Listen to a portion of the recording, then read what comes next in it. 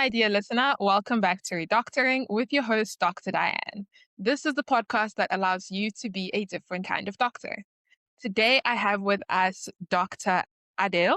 He is the Medical Research and Development Head at Old Mutual. His role involves driving innovation in life and disability insurance. I can't believe that doctors can actually work in banks. And I am so excited for this conversation to help learn something new and then also to inspire you as to what else you can actually do with your degree. How are you doing, Adil? I'm great, and sorry to start off with a quick correction. I mean, Old Mutual does have a bank, but I don't work in the banking division. Perhaps it's Yes. good then that we're having this conversation. But let me not hold that against you. I would not have known anything that Old Mutual does before I started this role. So let's just move straight past that. Wow. No, in my mind, Old Mutual has always been a bank until today, like until just now. Yeah, no, we started a banking division not so long ago, but our primary business is insurance, and that's where I am based. Okay. No, I'm so excited. We're going to touch into that. Um, Before we get into it, I just have a few icebreakers just so that, Sure. everyone gets comfortable, the listener gets to know a bit more about you. So we'll be playing a game of this and that. Basically, I'll put two Okay. options before you and you pick which one is more you. Sure. Okay. So firstly, are you a coffee or a tea person? Definitely coffee. Okay. I used to be a coffee person, and then as I grew up, I became a tea person. Next up, do you listen more to podcasts or more to music? Um, Music. Okay. Any favorite genres, favorite artists? I love reggae. You might not Mhm. assume that by looking at me, but I love reggae. And a new genre Okay. I discovered is something called lo-fi reggae. So you take like a classic Bob Marley, but with a lo-fi beat. That slaps for me. Wow. I think I'll look into that. That sounds so interesting. Does it? Yeah, it does. Yeah. Do you prefer flights or road trips? Road trips. Well, Mm, both are very difficult with kids, eh? Just by the way. But I think I okay. still prefer road trips to flights. Yes. I feel like you get more of the journey and more Mm, memories. You create more memories. yep, Would you ever do a road trip to another country? sure. Uh, Perhaps Lesotho. Maybe that's as far as I would go. Granted, you said you have kids as well, so you need I need to keep do. it nice. Yeah. I think anything further than Cape Town to Knysna is Dad. When are we there? Can we stop? Uh, I need to pee. So no, nothing further than that. I hear that. I hear that. Next up, are you more of an early morning person or a late night person? Early morning. Mm. How early is your morning? Because I know some people start at 3, other people start at 5. No. I try to wake up just before my kids, so I have some time to myself. So usually at about 6 or just before 6, before the school Okay. rush and the madness starts. Yeah. That's a good time. That's a good time. Hmm. And then last but not least, are you an introvert or an extrovert? Man, can I say a bit of both? I think it depends on my mood. I love my time alone. Um, Again, not to mention my kids too many in the first bit of the podcast, but they never kind of leave you alone. But then, yeah, so I do also like to be social when I have a full social battery, that is. I think that the term is ambivert when you are both. I also But find that among extroverts, I feel more introverted, and then around introverts, I feel more extroverted. It's that, that's probably me as well. That sounds like a good insight. okay. So now that our vocal cords are Hmm, all warmed up, we sure. can get into the meat of the podcast episode. How did you find yourself coming into medicine? um, I come from a family of doctors. My dad is a pediatrician. Um, My two older brothers are doctors as well.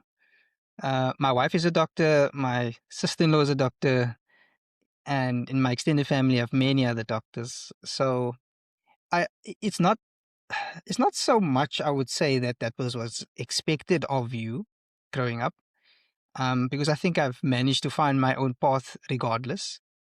Uh, but I've always had this. That's been the shape, right? So the shape of who you are and what's expected of you. Um, the pressure necessarily wasn't on me to study medicine, but the conversations around the dinner table usually revolved around health, um, and especially the overlap between health and social justice. So that kind of really drew me, and helping people was part of it.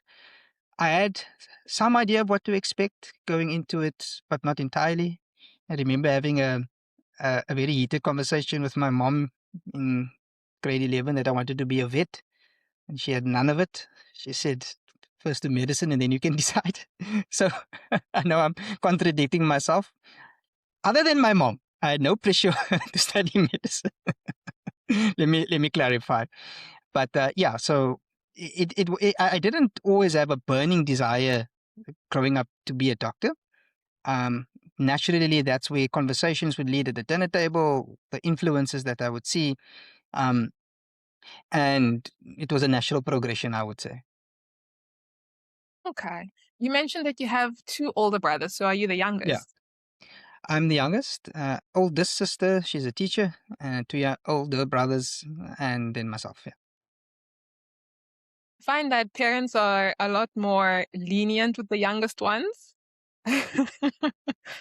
So maybe that's why only your mom was like, listen, I need a doctor out of you. Yeah, she wasn't lenient, but I suppose maybe I'm the exception then to the youngest child rule. Yes. No, but it all turned out well. How did you, in medical school, you studied in UCT? Were you close to home?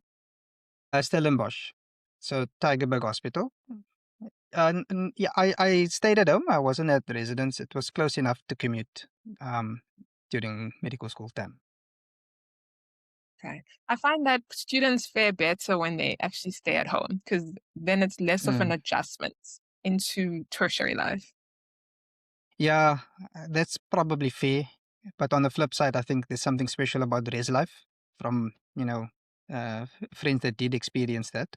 So yeah, it's a bit of a feeling that I missed out a bit. But having said that, the comforts are there, and it does make focusing and studying and thriving a lot easier if you've got a stable home environment you're going to, definitely. Hmm. Did you find that you were still able to have a very full university experience, like join committees and things like that? Yeah, I don't think there's anything that stopped me. Um, I did what I wanted to do. I joined committees where I felt I could have added value. Um, and then obviously in your latter stages, you don't really want to worry about that too much. You're just kind of worried about the final exams. So that's a natural progression again. Um, but no, to answer your question, I don't think there was anything I wanted to do that I couldn't do because I was staying at home. Okay, no, that's good. It sounds like you had a very full experience. Mm, definitely. You mentioned that your wife is also a doctor. Just by any chance, did you Mm, also meet her in med? I did. We were in the same class. Oh, that is so cute. The first week of first year until today. Wow. No, medical school. You see, if it didn't give you a degree, it could have given you love, and I think you got both, so that's great. I'm lucky. I'm very lucky. Yeah. So now, when you graduated, internship, ComServe, what were your expectations going into being a young doctor working in South Africa? Uh, just very happy, frankly, to not having to study anymore. I also just at that point started uh, my marriage. We got married at the end of final year, so that was a big transition, obviously. Moving out of the house and finding my own feet. So I didn't pay much attention to it, other than I knew what is expected for the next 3 years, just survive. Um, and yeah, I enjoyed the time, although again, different set of challenges, not studying challenges, but now, working in a public health facilities and the calls, especially that goes and the long working hours that goes with it. So I didn't have any specific expectations other than get through this next 3 years, um, try and enjoy what you can enjoy. And um, yeah, so I didn't have any long term aspirations at that stage. Were you one of the medical students who felt like they wanted to specialize, or what was your thinking back then? I don't know, is the honest answer. As I said, I didn't have a clear plan. And I knew that I wanted to do something. I knew that I felt that, you know, I, I had aspirations for something. The challenge that I had, I think, is that I was interested in too many things. Um, I had a clear rule out list, so I knew I didn't want to be an obs and gynae. I knew my hand was not stable enough to be a surgeon. But other than that, I still do have a great interest in psychiatry, in pediatrics, in family medicine, in public health, and so it was all kind of very broad. And I didn't have the time to reflect on what would my next step be. I think, like most, I was a bit tired and fatigued from the environment. So I didn't have a, I'm going to get on the pathway to be a pediatrician and therefore, fine tune my ComServe experience and start working on primaries. And I didn't have that strong desire, but it didn't mean that I did not have interests. It was just kind of more bogged down from the day to day. I hear that. I hear that. I think similar to you, I also always just thought about when you're in medical school in this career, you're on a Mm, treadmill and you're mm. sort of just going through, not actually treadmill, but you see that escalator that's flat in the airport and you're Yeah. kind of just around it until you reach the end. And I think a lot of people don't think about what comes beyond What's next? ComServe. Mm, ComServe comes and you're like, oh, wait, there's nothing on the other side. Now I have to decide. How did you yeah. find that experience of deciding beyond ComServe? Daunting. I mean, I remember it was October, November of my ComServe year, and I realized um, I don't have a CV. I've never put together a CV in my life before. I had some odd jobs here and there, student jobs, but that, I mean, whatever. Um, but other than that, um, you just focused on studying, and you have guaranteed employment for 3 years, more or less. I know the climate is a bit different now, but more or less for 3 years. And then you have a thought, well, I have MBCHB, I'm a doctor, surely I'll have a job. It doesn't work like that, eh? And that's such a rude awakening.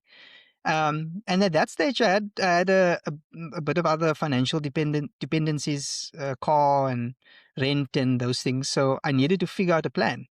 Um, so thankfully, I mean, if I'm just jumping forward ahead slightly, it all worked out. But no, I didn't have a specific plan until I was almost forced to, um, which is such a gap, I think, with junior doctors as well. I don't think I'm unique in this situation. And I know that because of my peer group that went through it at the time. Many of them were in the same position. I mean, you have the kind of superstar eager beavers, if you will, that know they're going to be a surgeon. And from day one in medical school, they get to be a surgeon. And that's their dream. So that's their path. But most, I think, are probably like me, and it sounds like you as well. You just figuring it out. You more surviving than absolutely thriving, and a lot of it is making sense of it as you go. Mm. And I think that also just speaks to the beauty of life. I think a lot of things in life are done with uncertainty, and but it's not normalized. It's not the normalized path, especially as doctors from a young age, not young age, but young in our careers in medical school. You always hear, what are you going to specialize in? Like people want to know what's your finished product. And you don't even do that. Yeah, Can we just celebrate that I have my MBCHP just for a second before you ask me those questions at the dinner table? Yeah, exactly. Exactly. Exactly. Oh, wow. Actually, my favorite thing to do that I learned when I was unemployed in my post-comserve time is to look at people's LinkedIn profiles and see, okay, now they're here, but where did they actually start Yeah, off? yeah. And I see in yours, you were in research at UCT, if I'm correct. Yeah, I had a great time. And so, I mean, to pick back off where we were, post ComSurf, I had to put together CV, had to be job hunting, and that's exactly what I did. As many people in my position would do. So, looking for locum jobs, looking for GP shifts, uh, looking for something that doesn't involve working at night, right? Um, so it was not intentional.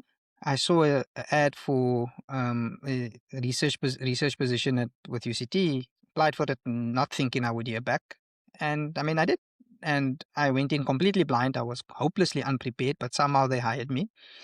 And I was there for a year and a half, and I had an absolute blast. I loved every second of it, and it really, to this day, shapes how I think about my role in medicine and my role in um, population level health and how to bring research closer to action. I'm forever grateful to such a great opportunity. I love how you mentioned that you learned how to bring research close to action, because Mm, sometimes it feels like research is on the one end and action is on the other end. mm. How did you learn to make that bridge a lot shorter? Yeah, I mean, great question.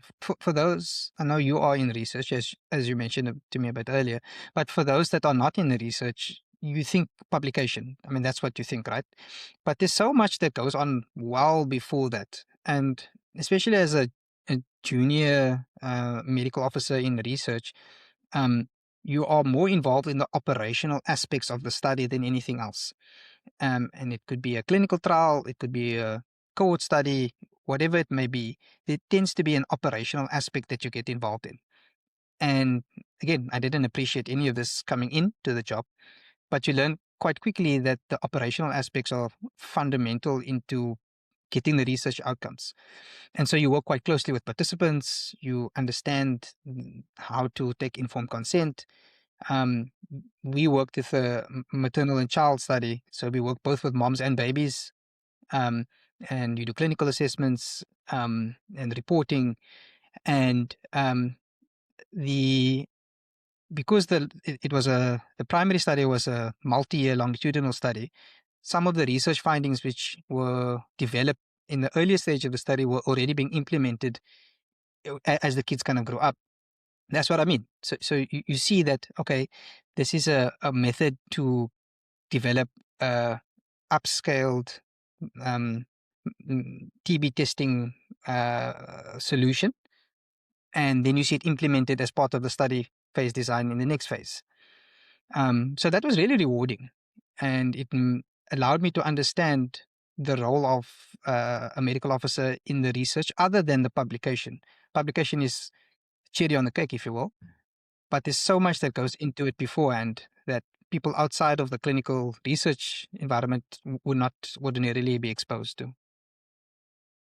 It's also been mind blowing to know how many processes actually happen behind Yeah, the scenes yeah, for um, whatever it is that we discover actually goes into play and you actually see it affect lives.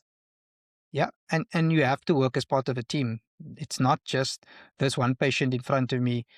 So therefore, I don't need to worry how my behavior affects the nurse that does the triage, for example. You are so codependent on the entire team. Um, so it really shaped my perspective on that environment compared to the clinical environment which I came from. Did you do any courses or did you further your knowledge while you were still working in research that helped you progress in that field? Yeah. So what helped my application, I think, was that I tried to do as many online courses as I could beforehand. Once I had an idea that I wasn't going to go into a hard clinical role, like a EC shift or, you know, a MO position in internal medicine. I mean, I did the usual ACLS, which I think everybody does. Um, I tried to find the resources that would make my application for research more appealing. So I did a few online courses that I could find in research, in public health, in epidemiology. Um, some were free, some were paid. Um, but it was an interesting experience because I didn't fully appreciate that it would directly help me. Again, it was just kind of happened that way. And then once I started in fact, in my first year of entering the research phase, I enrolled into the MPH program, the Masters of Public Health. And then obviously the two worlds aligned because whatever you're learning on the academic side, you're implementing in the clinical research side. So yeah, great blessing to having entered and then subsequently finished the MPH. Oh, the master's, was it a two-year course? Well, depends who you ask. So it's a part time, right? So that Oh, everybody's on their journey. So I took about I took about 3.5 years. Um, Technically, if you do it full time, you can do it in 18 months. But most people are working at that stage, so you do it part time. And then it's split 50-50 with coursework and with a mini dissertation. So the coursework is quite simple. Well, I said now, but you know, like any coursework is at postgraduate level. You attend classes, you have a couple of projects, you write exams. That's kind of what we know from undergrad. The real challenge is the mini dissertation, the thesis, and all that goes with that. So that's actually what delayed my completion. Because you need headspace, you need guidance, you need a good supervisor, which thankfully I had two of. Um, and so it took a while, but actually I think I'm on par. Most people I assume take 3 years, 3 to 4 years to complete it if they're doing it part time. I'm also thinking, actually, I'm looking into what else I can add onto myself. Because, well, I have a very selfish reason. I graduated during COVID time, so I didn't have a Okay. graduation. So Oh, I want to okay. study so that I can walk across the stage. Yeah, you were robbed. You were robbed by Really, COVID. I really was, but that's my own trauma to heal. No, you deserve it. Absolutely, you deserve it. Mm. Okay, so now after the research job, you went to work for Old Mutual. Okay, and you were a medical officer in Old Mutual. That just blows my mind because what do you even do as a medical officer in an investment firm? Yeah. So, I mean, great question. I asked myself that on day one as well. I feel like all that we're going to speak about is how I blundered my way into positions, but it's not 100% true. It's somewhat true. So it's obviously a big pivot from clinical research into corporate medicine. Well, from clinical medicine to clinical research to corporate medicine seems like pivot, pivot, pivot, and it was a big pivot.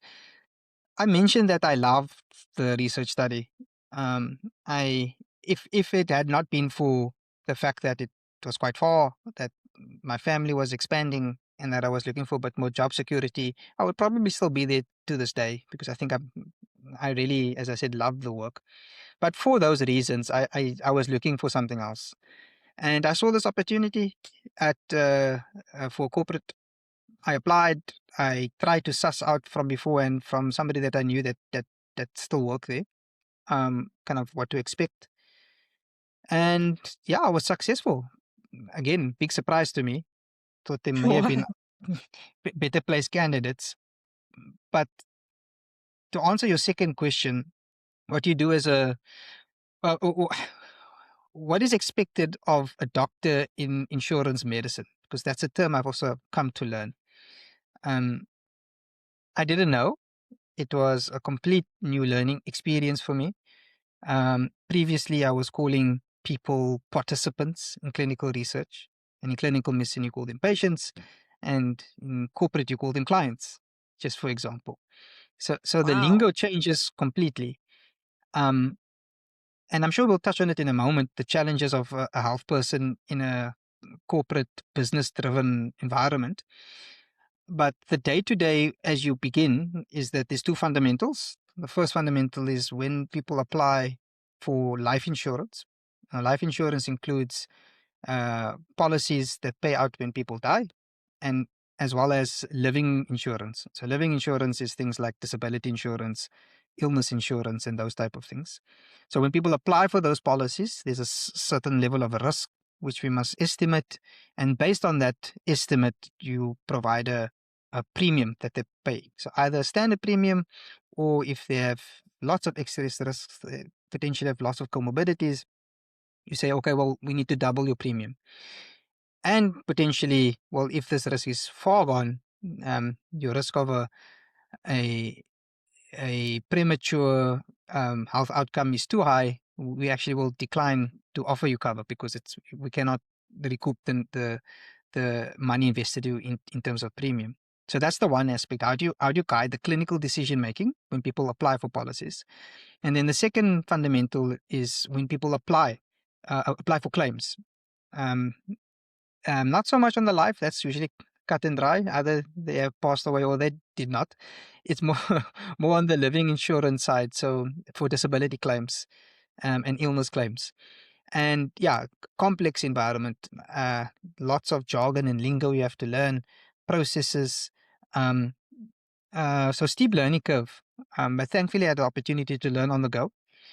At that time, there was no formal training, so everything was, on the go. And again, thankfully, I had a great team, people that would mentor me, lessons that I would learn as I was going along. And yeah, if I look back, 7 years later, I feel like what I know now to what I know then, it's absolutely different. It's 7 years of specializing essentially, although not in a formalized specialized post. Um, the learnings that I know now, had I known then, would have obviously been completely different. Wow. Okay, so I'm trying to imagine how the whole aspect that you speak about with regards to comorbidities and creating premiums for your clients work. Is there like an algorithm that you like put the clients through, or do you interview them? How does that come about? Yeah, it's interesting. So there are these wizards of people. They're called actuaries. I didn't know about actuaries before I started this position. I mean, other than, they're kind of maths geeks. That's what you know about them. So these wizards of people, they design algorithms, guidelines, ratings, obviously in conjunction with people with the clinical insight to guide decision making. But obviously, there's still a lot of nuance in specific cases, and that's where um, that's where the role of the medical officer falls. The run of the mill easy things, uncontrolled hypertensive, for example, without target organ damage, you don't need a medical officer to be involved. But the more complex cases, that's where you have to apply some clinical reasoning, and especially in gray areas, that's where you have to apply clinical reasoning as well. And also a big part of the onboarding process is that in some instances where there is established cardiovascular risk, we call for a routine asymptomatic ECG to be done, stress ECG, resting and stress ECG. So part of the JD for medical officers in insurance medicine is to interpret ECGs. And what we're looking for is baseline risk, but also inducible ischemia as a result of stress. Obviously, which I had no knowledge of before, and let me just say. I mean, I brushed up on my undergrad notes of ECGs, but but for those that feel that that is a daunting task, don't let it get to you. If you're looking at 15 to 20 ECG tracings a day, it becomes absolute second nature to you. It's pattern recognition. Um, and especially if you know what you're looking for. As I said, inducible ischemia, um, undiagnosed coronary artery disease. That is the main cardiovascular risk factor we're looking for as part of the onboarding process. So it becomes quite easy after a while. To be honest, it's not It shouldn't be a daunting task at all. Whereas on the claim side, claims can still trap you. Claims can become complex, um, and especially those of a grey area nature. Mental health claims becomes quite complex to manage. Um, to answer your other question, no, so we don't do any physical assessments ourselves, but we have a network of usually general practitioners, sometimes specialists that perform the medicals for us, and then we would evaluate the findings. So it's all paper-based reviews of what has already transpired, and then you work with dedicated underwriters at underwriting stage and claims assessors at claims stage, um, that are not doctors. Sometimes they have a health background, physios, OTs, especially on the claim side. And then the more complex cases, that's when you would become involved. Okay, okay. So if I'm understanding correctly, you would work with claims, you work with the processing, so you see ECGs and whatnot, and then also with the underwriting. Yeah, that's correct. Yeah. So they are standalone departments. We are standalone departments. They essentially consult with us for the more complex cases. Okay, okay. So now besides ECGs, are there any other is there any other clinical data that you also refer to a lot? Yeah, I mean, a host of clinical information. You, look, I didn't appreciate this early on. And if we're jumping forward to where I am now, it's really taking a step back to think, why are we calling for these tests in the first place? And if we take onboarding, so underwriting, if you, Diane, come to Old Mutual and say, listen, I want to take out a policy, what we and our wizard actuaries want to find out from you is, do you represent a higher or lower risk than the people we already have on our books? If you are a lower risk, that means that we can charge you less premium because we know that your risk of a health outcome is lower. If you're higher, how much higher? Is it substantial enough for us to say, no, Diane, please go somewhere else, which is our prerogative, actually, unlike a medical aid, just by the way. Or if it's minor, can we offer you a higher premium to account for your potential higher risk? Now, what I didn't appreciate at the time is, well, what is that risk? What are we specifically looking for at underwriting? And it took me a while to figure that out. And the primary risk is the risk of non-communicable diseases, right? Diseases of lifestyle. Those are the primary things that result in premature death in the South African insured population. Of course, HIV is there, of course, but the insured population specifically, more often than not, is uh, non-communicable diseases. Now, in NCDs, cancer is by far the biggest one, but it's difficult to quantify a potential cancer risk in the future. The second biggest, and in some instances, equally biggest risk is a risk of cardiovascular related incidents. We refer to as major adverse cardiac events, a heart attack, a stroke, or cardiovascular related death. So a MACE. MACE is fundamentally what we're trying to estimate when somebody applies for policy with us. And so all those tests that we would do to answer your question, it's all biometric related data. So age, sex, demographics, usually. But with that comes systolic and diastolic blood pressure, uh, total cholesterol and LDL, HDL cholesterol, random blood sugars, ECG could be part of it, and some other factors.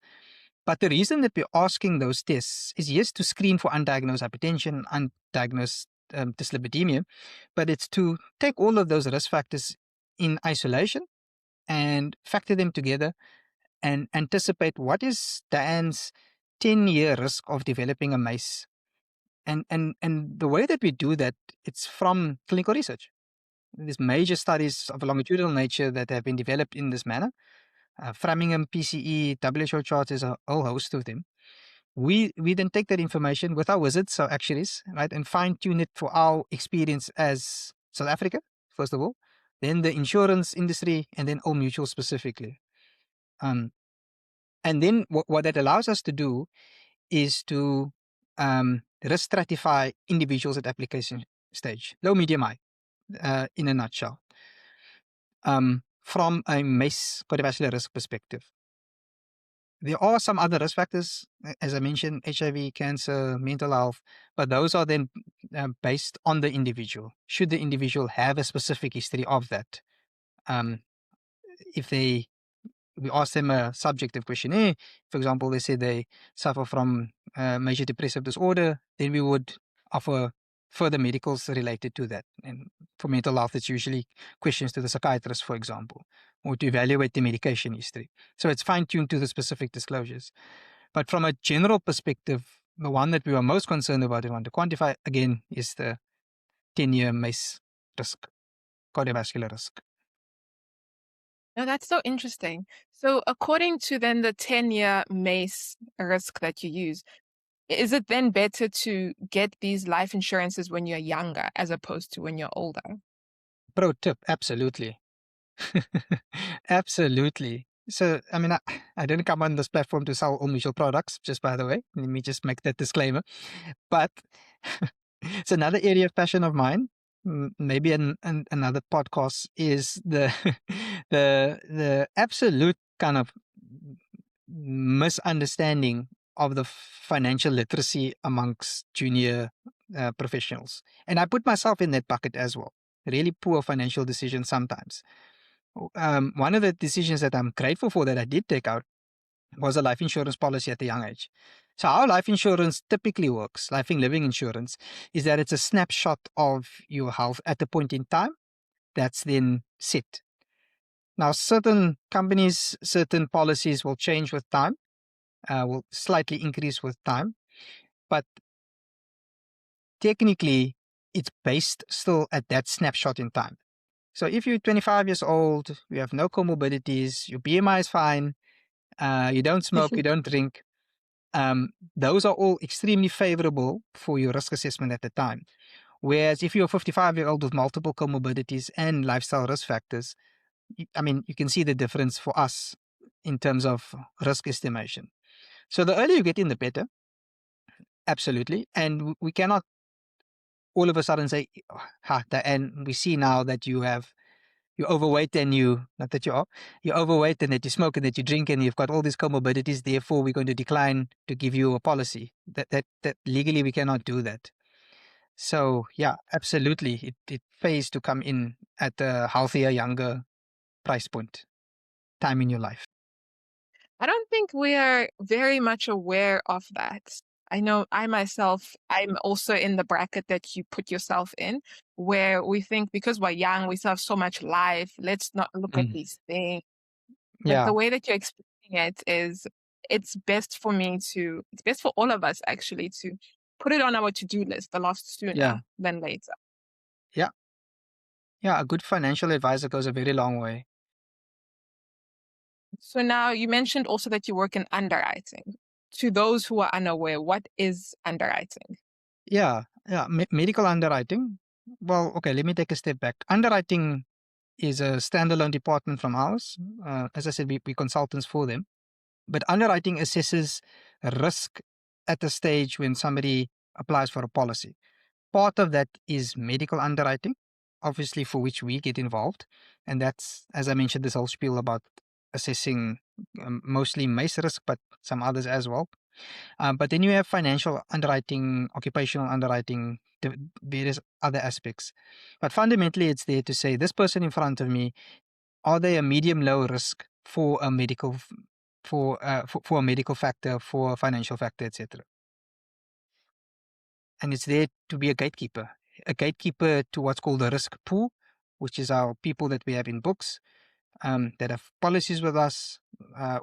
Underwriting is to gatekeep and to say not too many risky people. We want mostly young and healthy people. Might not always be the case, but therefore we have to keep fine tuning so that things balance and that everybody can benefit.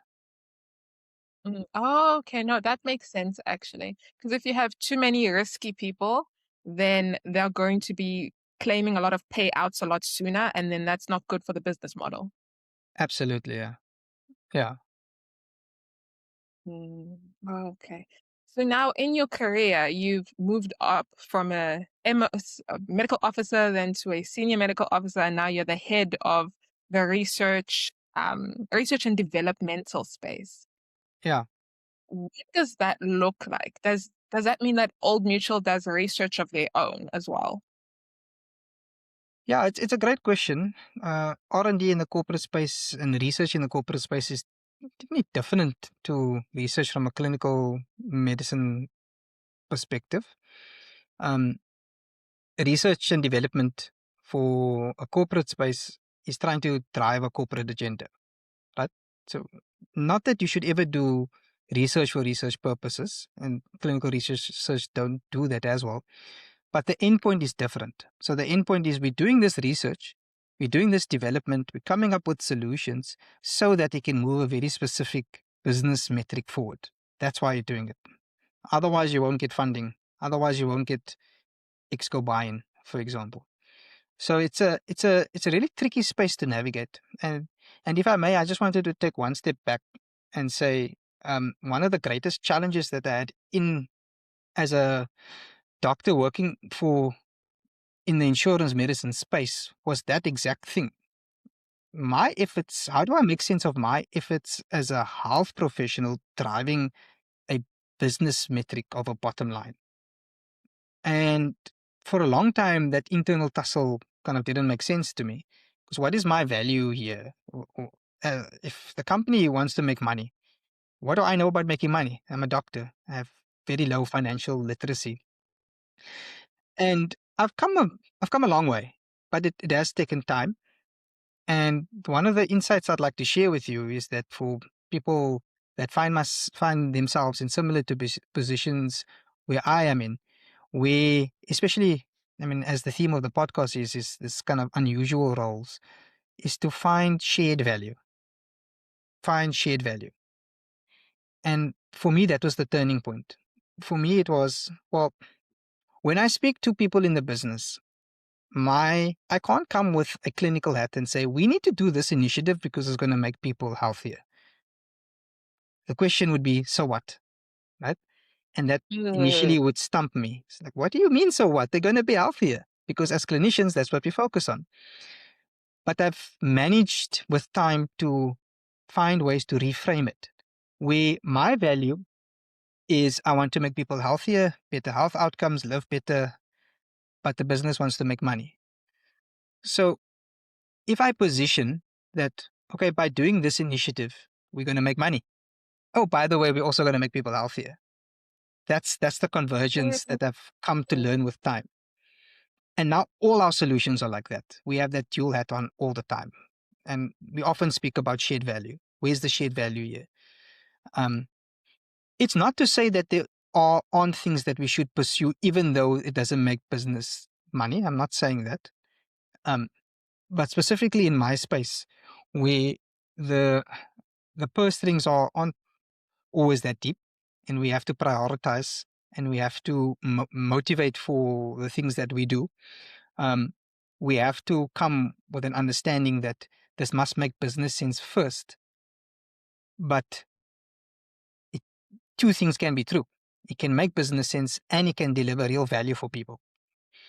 So, in understanding that and in my research experience that I've had previously and the skills that I acquired with MPH and just generally an interest shown in doing things differently, I've been taking charge of research initiatives that our division has done for some time. And recently it was a formalization of that. It's to say, great, here's your mandate. Here's your mandate to develop new and innovative solutions that make the business money. But actually, internally, we know it's making the business money, but also making people healthier. And that's been our guiding light. And we hope that with this model, we can show great success. I love what you said about shared value because that applies to so many spaces that we can find ourselves in life. And I think another industry that I thought of is the pharmaceutical medical aid space. A lot of people feel like these spaces, these corporate entities are just looking to take our money. And you need to position yourself as I'm not the bad guy. I'm actually trying to bring about change and helping people as well. Yeah, and it takes time, and it takes time to grapple with that internally. Because for us, and I'm sure the same is for you and others, is that money is seen as such a dirty thing. We want to be doctors because it's pure, and we want to help people, and it doesn't matter about the money. There's so many people that, and I'm not saying that they shouldn't have that attitude, but that's the environment in which you find yourself. So if you have this very noble drive, it can be a tussle internally, a turmoil internally to make sense of the money. But without money, nothing works, right? And another turning point for me was when I felt that I got a bit closer to the products that we sell. Um, and I didn't appreciate that initially. And it's only really once you started to hear success stories of what these type of products do for people and their families, and how much value it actually brings to people. When you have an individual, a breadwinning father, um, that is in his early 50s, that has a massive stroke and cannot work any longer, without financial assistance, um, their family would be decimated. Um, and beyond that, the sense of dignity is absolutely removed from that individual. I mean, completely self sufficient, the head of the household. Maybe I'm just projecting in my own mind. Like, not that I'm in my 50s, I should say. But imagine what that would do to the psyche of anybody, that not being able to provide, and now from being provided to need to be provided to. Um, um, and the assistance financially fundamentally provides dignity. And once I got closer to what our products do and I understood the value, it allowed a lot of that to ease. Um, the healthcare, the economics of healthcare is complex and the environment is broad. So the role that we can play in addressing some of these fundamental gaps, especially in the local South African healthcare ecosystem, um, yeah, I can say that I believe in our products, and I think more people, there's many people that don't have enough of it. Um, so that really allowed me to uh, figure out where the shared value is, as I mentioned. Mm, wow. I love what you said about the dignity part. Did you find that it was a struggle to adapt as a medical profession in the corporate space? Yeah, I think I touched on some of it, but definitely. Um, in the beginning, you come with really noble ideas. If we do this, then people will be healthier. And to be told, well, it costs too much, or, but yeah, great, but what benefit does the business have? Um, it was mind blowing. I didn't think, you hear people saying, well, business people, actuaries, bless them, just see people as numbers, but to see it in person, live, that you're still shocked by it. So yeah, it was a big struggle, and I struggled with that for a long time. Um, and thankfully, I think I've overcome it by addressing it from a understanding the product, understanding the shared value, and also the third factor I think is also, if you don't have health professionals in companies like ours, in financial companies, can you imagine the type of decisions that would be made? Because I have Mm. countless examples where we would sit in discussions about product design, about policy decisions, claims decisions, where people that don't have a health background give a perspective that's absolutely bonkers. And then you say, no, hang on, have you thought about this health outcome? Have you thought about people that have access to healthcare in the South African health ecosystem and this localized contextual factor? It doesn't make sense what you say. And I can say that because of XYZ. So had we not been there as a gatekeeper and as an advocate really for people, the type of decisions that would have been made. So it felt empowering, but also daunting to have that kind of responsibility rest with you. And that Mm. that I think just really spurred me on for all of those reasons to be quite at ease of where I am at the moment. Wow. Patient advocacy is very big in the clinical Mm, space. It's interesting mm. to also see how it's also happening in boardrooms in big fancy buildings that we know nothing about. Yeah, and it's usually not on a uh, one-on-one basis. It's usually on a population level. If we make this decision, this is how people will be affected. That's the opportunity we have, which is different, but actually a greater impact on occasion, um, because the decisions that you're advocating for have the potential to impact many more people. Besides patient advocacy, is there any other similarity or like a similar skill that you've had to take from clinical medicine that you see it also being applied now in the corporate insurance space? Yeah. So look, there's the obvious things like the you are interpreting clinical information for a business need. So in a clinical environment, you're interpreting clinical information for a clinical need. So, but you still need those skills. As a practical example is the ECG, but there are others as well. The clinical notes, the PFT, the blood tests, biometric data. That's clinical information that you're interpreting for a very specific business need. But I think the greater overlap for me was the skills from clinical research for where I am now, and from the MPH. So there's not a day that goes by that you're not researching a condition or checking up to date or doing a literature review or something, preparing a presentation or solution that requires clinical research understanding and application. Really, there's not a day that goes by that I don't apply those skills. So, although it was not intentional, the skills that I have from the MPH in clinical research fundamentally on a day to day assist me for what I'm doing now. And also, I mean, probably guided my transition into where I am now because I have the skill set and this knowledge base and this willingness to apply it in the R&D space in a corporate sense. And I see how there's so much overlap with the clinical medicine, the research, and also the MPH, because MPH is very much population focused, and they are all Mm, coming together in your yeah, role right now. yeah, yeah, absolutely. They say that success leaves clues, and I feel like your clues is in the research and the public health space. So that's very interesting to note. Mhm.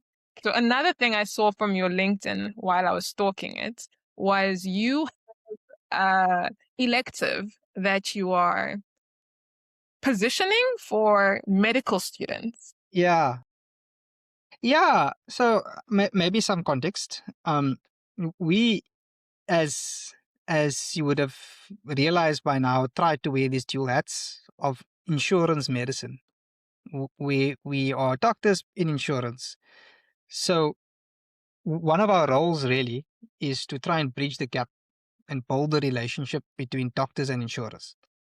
Um, because there's often been a historical tension there.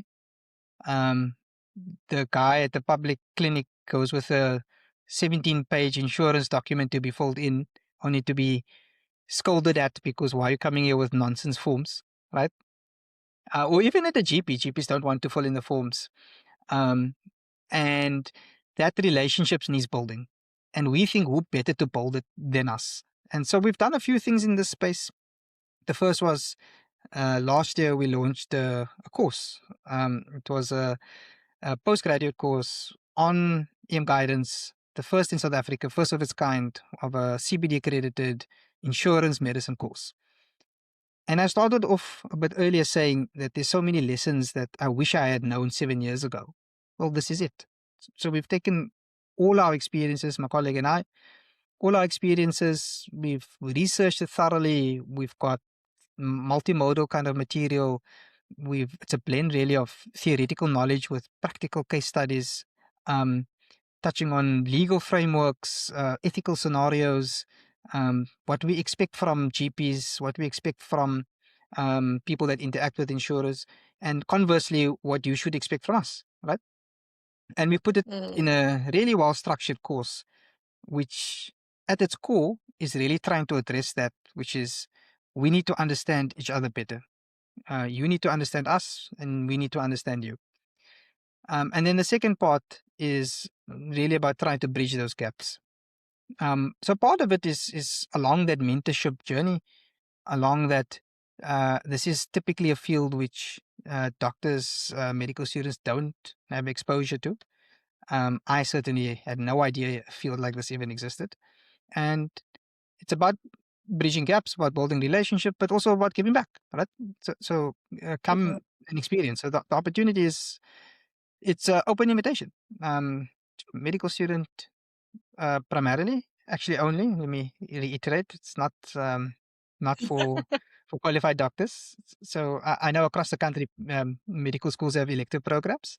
By all means, make contact with us. We'll provide you with hands-on training, exposure to what we do, structured learning as well, um, and all with the thought of greater exposure for the work that we do, the place that we do, ultimately with the goal of improving the doctor-insurer relationship. Mm. I think also another thing that you guys can maybe put on the table to work on is maybe like a job shadowing opportunity for doctors, because that would be Yeah, very cool. I knew that was coming. Sure, I will take it. I will take it to the team, and we will put our heads together. Because we don't know what happens on Yeah, the other side. yeah. I just remember from my clinic days when I was working in the clinics in my not comp serve internship, and the patients come with the 17-page documents, and you're like, do they really need to know all this information? They know you're sick, and that is enough. That should be fine. Mm. I mean, as a side, that's a core focus area of our research, just by the way, is to improve that dynamic. Why do we need that information? Can we reduce a lot of it? Can we get that information from other sources? And then, of the information we desperately need, how do we make it as slick and easy as possible for the doctor to deliver it to us? And yeah, it's a key area of research for ours, and it stemmed from, you know, working in those environments and being really annoyed when people come with those forms. um, so it's a responsibility, right? But it's a both ways responsibility. Us as insurers to say, yeah, we need to come to the party to rethink what we are requesting. But doctors also to just be aware that, you know, this is not some admin burden. This is somebody's life. This is the policy that they're applying for. This is their financial dignity. And in some instances, that means more to them than their physical health. And who are we to judge them? Because it's not only for themselves, it's for their future generations. It's for Yep, their kids as well.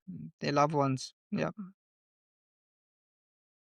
In yourself, have you noticed any soft skills that you've had to develop in order to thrive in this environment? Yeah, lots of soft skills, communication, conflict resolution.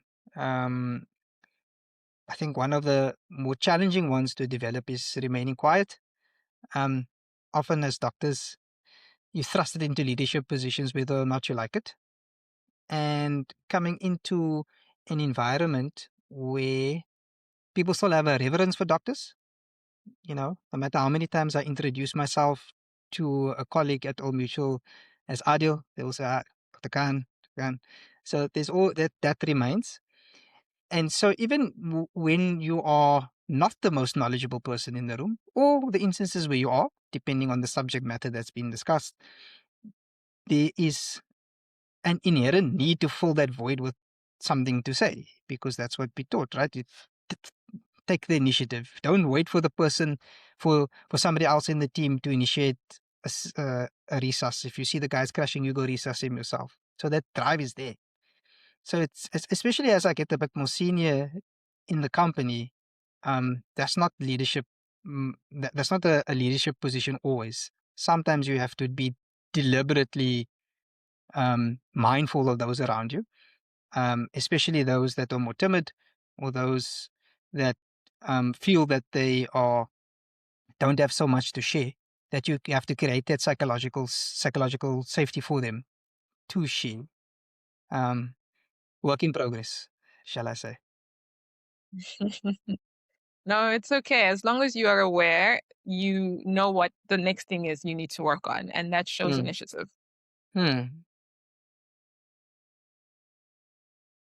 What does the future look like with regard to the intersection of healthcare and insurance in South Africa? Is it still a growing industry? Yeah, what's the future? Yeah, it's a really interesting question.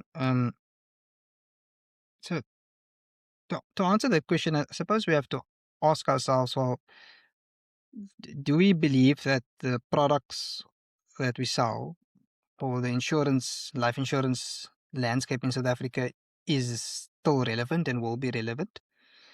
I think so. South Africa, as I mentioned earlier, has a massive what's called insurance gap um, compared to global standards. Many people don't have access to these types of products, and if they do, the drop-off rate is very high, and you can understand why. You know, if you can't put food on the table, why would you still keep paying your insurance premium? So it's often the first to go as the economical burden rises with households. But it's still there, and it will likely be there for a very long time to come. Um, so the future, though, from a product perspective, is we have to continually be closer to our customers and understand their needs and change as their needs change. Um, it might not always be the same. It might not always be that we have structured life insurance products in the future. But what must remain is the principles, and the principles is um, transparency when it comes to our product design, transparency with our onboarding processes, and commitment in of fulfilling claims when the time is there. Those are the principles I think that allow us, as we say, to restore that financial dignity at the time of calamity. Um, those principles should remain. And then what the specifics are of the products, um, that might change with time. My role, though, is, as I said, it's more on the onboarding process, how to make it slick and efficient. And there it's very exciting because there's so much development in clinical medicine, clinical research, especially when it comes to risk stratification, when it comes to data aggregation and the type of information we have access to, and how we can be creative in terms of coming up with decisions quicker and quicker and quicker, which again, where's the shared value at? Can we determine more information about applications with less tests at a cheaper cost point, where we can potentially unearth even more undiagnosed hypertension, diabetes, HIV, um, which is the information the business needs to make an informed decision. But also, as part of our normal processes, it's a responsibility on us to link those people into care. Because, I mean, if we diagnose somebody with HIV, we don't wipe our hands with it. We have a mechanism to direct them towards ART, although we don't physically offer them treatment ourselves. So that again is the shared value. It's a very exciting space to be in because it means potentially greater health screening, potentially greater access to care, and ultimately align with our business initiative of ease of getting people onto books much simpler and quicker and cheaper. It sounds like there's a lot of strategy and a lot of you're working and you have your hands in a lot of pies. Well, in a lot of pots. I think that's the phrase. Yeah, yeah, absolutely. And that strategy word is key. We have a North Star, which is get us sales, if I'm frank, right? But um, and it should be like, I mean, I'm not saying that to be funny about the business. The business has to make money, but how we apply that is up to us, and we apply it through again the shared value lens. And strategy is critical to that. Without strategy, we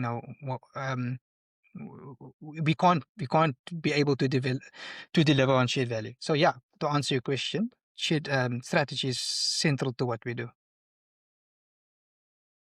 Thank you so much. Thank you so much for this conversation. I think one thing I've taken from your journey and your story is that put yourself in places that you feel like you don't belong because you never Yeah. know. That might change your life. Yeah. Be comfortable with the uncertainty. And it's so daunting.